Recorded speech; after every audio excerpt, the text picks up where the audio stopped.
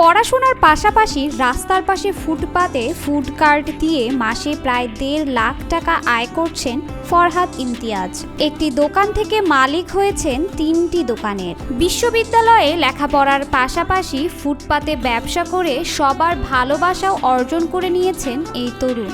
আমি পড়াশোনার পাশাপাশি একটা দোকান দেই। ওই দোকান থেকে আলহামদুলিল্লাহ এখন আমার ৩টা দোকান হয়েছে, ১ থেকে ১,২০,০০০ টাকা ইনকাম হয়। এটা দিয়ে আমি আমার পরিবার চালাতে পারি। সম্পূর্ণ ঘরোয়া পরিবেশে ফরহাদ তার পিৎজা তৈরি করেন। বিশ্ববিদ্যালয়ের ক্লাস শেষ করে প্রতিদিন খাবার বিক্রির উদ্দেশ্যে বেরিয়ে পড়েন ফরহাদ। একসময় চাকরির জন্য দাঁড়ে দাঁড়ে ঘুরেছেন, এখন হয়েছেন স্বাবলম্বী। কর্মসংস্থানের সুযোগ করেছেন 18 জনের। আসলে একটা সময় দেখা গেছে আমি বিভিন্ন জায়গায় কাজ খুঁজতাম বা বিভিন্ন রেস্টুরেন্টে কাজ করছি।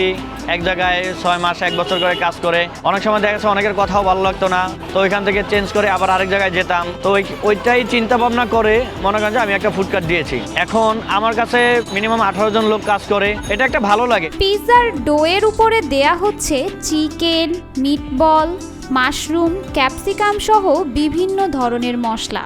এরপর গনগনে আগুনের তাপে তৈরি হচ্ছে সুস্বাদু পিৎজা। এখানকার পিৎজার স্বাদ ও মান এতটাই ভালো যে প্রতিদিন রাজধানীর উত্তরা, বনানী, মিরপুর, পুরান ঢাকা সহ বিভিন্ন জেলা থেকে ছুটে আসে পিৎজা প্রেমীরা। কাস্টমার আসার একমাত্র উপায় হলো আমার এখানে যে ফুডের টেস্ট এবং কোয়ালিটি এবং একটা পরিষ্কার পরিচ্ছন্নতা থাকার একটা ব্যাপার আছে। সবকিছু বিবেচনা করে আমার এখানে কাস্টমার মনে করেন যে টেস্টের দিক দিয়ে, কোয়ালিটির দিক দিয়ে সবকিছু দেখে আমার এখানে কাস্টমার আসে। আমার এখানে ঢাকার ভিতরে উত্তরা, মিরপুর, বনানী, গুলশান, পুরান ঢাকা অনেক জায়গা থেকে আসে, অনেক বিভিন্ন জেলা থেকেও আসে। ফরহাদ দাবি করেন তার দোকানের পিৎজা একবার খেলে এর স্বাদ মুখে লেগে থাকে। ভোজন রসিকরা পিৎজার স্বাদ নেওয়ার পর মোবাইল নাম্বার নিয়ে যান, পরে ফোন করে অর্ডার দিয়ে দল বেঁধে পিৎজা খেতে আসেন। এবং জেলা থেকে আসার পর যখন আমার ফুডটার টেস্ট তাদের মুখে একটা অথেন্টিক একটা স্বাদ পায়, যখন এই স্বাদটা পাওয়ার পর আমার কন্ট্যাক্ট নাম্বার নিয়ে যায়। দ্বিতীয়বার যখন আসে তখন আমাকে ফোন দিয়ে আসে আমার এখানে। রাজধানীর আগারগাঁয়ের নির্বাচন ভবন রোডে ফরহাদের উড ফায়ার পিৎজা নামের ফুড কার্টটি এখন তরুণদের কাছে বেশ জনপ্রিয়, যেখানে chicken super supreme, Naga blast, wood fire সহ বিভিন্ন স্বাদের মোট 10 ধরনের পিৎজা পাওয়া যায়। মূলত 10টা পিৎজা আছে, আইটেম আছে। প্রথমত পিৎজা হলো chicken super supreme, barbecue special, Naga blast আছে, উড ফায়ার আছে, সসেজ এন্ড চিকেন লোডেড আছে, হট এন্ড স্পাইসি আছে, এসএমজি আছে, অনেকগুলাই আছে। আমার মোটামুটি সবগুলোর থেকে আমার সবচেয়ে উড ফায়ার পিৎজাটাই বেস্ট। 230 টাকা থেকে শুরু করে 590 টাকায় পিৎজার ভিন্নতা ও সাইজ অনুযায়ী রয়েছে দামের তারতম্য। আমার দোকানে সবচেয়ে বেস্ট পিৎজা হলো উড ফায়ার পিৎজা। এটা হলো 270 টাকা থেকে পাওয়া যায়। এবং বারবিকিউ স্পেশাল আছে, এটা পাওয়া যায় 230 টাকা। নাগা স্পেশাল যেটা, এটা পাওয়া যায় 230 টাকা। এবং এসএমজি যে পিৎজাটা, এই পিৎজাটা পাওয়া যায় আপনার 350 টাকা। বর্তমানে সফল উদ্যোক্তা হলেও শুরুটা এত সহজ ছিল না। বেসরকারি বিশ্ববিদ্যালয়ে সমাজকর্ম বিভাগে লেখাপড়ার পাশাপাশি রেস্টুরেন্টে কাজ শুরু করেন তিনি।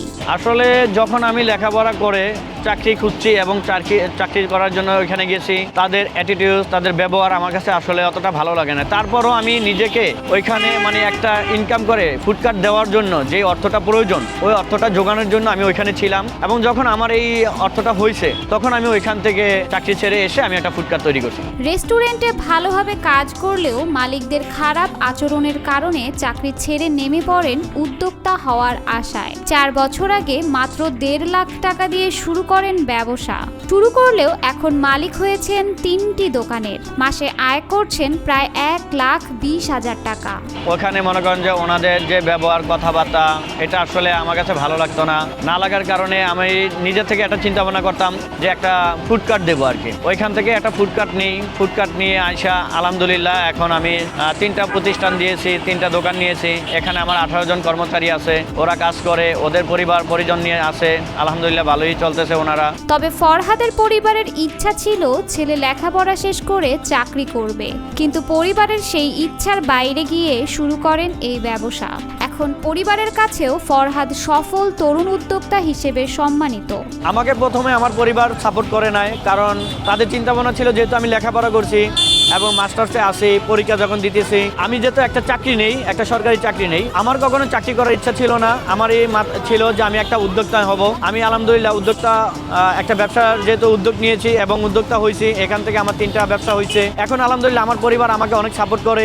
একসময় পরিবার, আত্মীয় স্বজন কিংবা বন্ধুদের সাপোর্ট না পাওয়া ফরহাদ এখন সফল উদ্যোক্তা। অনেক তরুণ আর বন্ধু বান্ধবের কাছে অনুপ্রেরণা হয়ে উঠেছেন এই তরুণ। এতেই তার মুখে তৃপ্তির হাসি ঝরে পড়ে। আমি যখন এই ব্যবসা শুরু করি তখন আসলে আমাকে সাপোর্ট করার মতো কোনো কেউ ছিল না, যে কেউ আমাকে অর্থ দিয়ে সাপোর্ট করবে, যে একটা ভালো পরামর্শ দিয়ে সাপোর্ট করবে, এরকম সাপোর্ট করার মতো কেউ ছিল না। এখন তার সফলতা ফুটপাতে। তবে একদিন একই নামে বড় রেস্টুরেন্ট দেওয়ার স্বপ্ন দেখেন তিনি, আর সেই স্বপ্ন পূরণের পথে ধীরে ধীরে এগিয়ে যাচ্ছেন ফরহাদ। আমি তো এখন ফুটপাতে স্ট্রিট ফুড নিয়ে আসি। আমার এই উৎপায়ন নিয়ে একটা রেস্টুরেন্ট নেওয়ার পরিকল্পনা আছে।